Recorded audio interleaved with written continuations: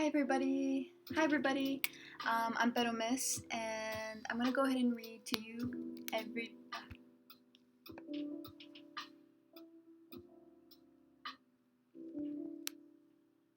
Hi everybody. I'm Peromiss, and I'm gonna take some time today to read to you my blog for the week. It's called "Asking for Help is Hard." Miss, ¿me puede ayudar? Student quote. I find it beautiful and courageous that my students continue to ask me for help. I don't always feel fit to answer all of their questions, but that "Miss, can you help me?" question compels me to admire their courage to continue asking for help. They trust me. Or, even better, they trust that by asking for help, there's a possibility for clarity, a possibility to move forward with new knowledge or peace. Why then? I ask myself quite often. Why is it so hard for me to ask for help? Sometimes it feels as if asking for help sits so comfortably on the tip of my tongue, swinging its legs as it drinks a cool glass of lemonade with no urgency to do anything. I attempt to tell asking for help that I would really appreciate it if it would just go ahead and sit down their lemonade, stand up, and take the leap of faith from the tip of my tongue. I try to reassure asking for help that it will be okay, just go for it. As a Chicana with anxiety, I found it very difficult to ask for help in various contexts, from seeking therapy to voicing my needs in personal and professional settings to talking about mental health with my family. I could not seem to allow myself to ask for help. Below, I will briefly share 3 of the elements that I believe played a role in making it difficult for me to ask for help throughout my life. Maybe you'll be able to relate to one of them. 1. Emotional distance. 2. Imposter syndrome. 3. Anxiety. Emotional distance. I suppose that one consequence of my parents having to always find a way as they navigated a country that didn't always welcome them, and as they made sure that they worked hard enough, was a strong, independent will that rarely asked for help. And along with that, I often noticed my parents taking a very cautious approach to showing vulnerability. For reasons that I understand better the older I've gotten, my family maintained a particular emotional distance for the majority of my upbringing. I didn't have a lot of practice verbalizing my needs. Not to mention, I grew up in a school system in which I didn't always feel seen, didn't know if I could trust my teachers, and therefore had minimal experience expressing my needs in the outside world as well. In short, I was very well versed in hiding my feelings and not asking for help. Imposter syndrome. I'm sure many of you have heard about imposter syndrome, and many of you probably have also experienced it or are currently experiencing it.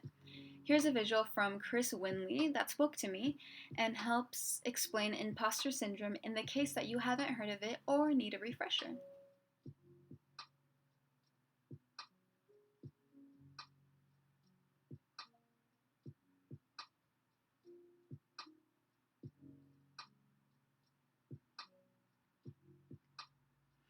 As a young professional Chicana with anxiety, there have been countless moments in which I wished to speak my truth or ask for help, yet didn't. The amount of times I've stayed silent instead of saying something probably still outweighed the amount of times that I've spoken up.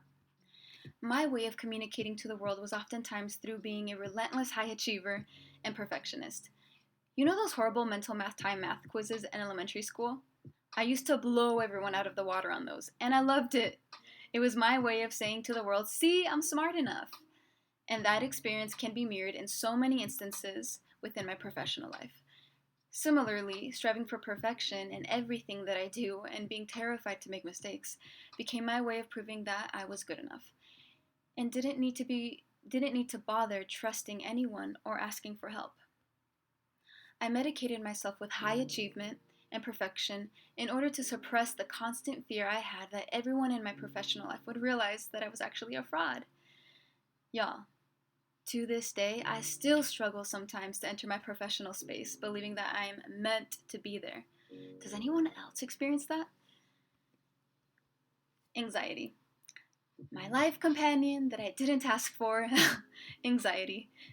Just so we're clear, my struggle with anxiety has played a role in the prior elements as well, but there are very specific anxiety related experiences that led me to not speak up nor ask for help throughout my life.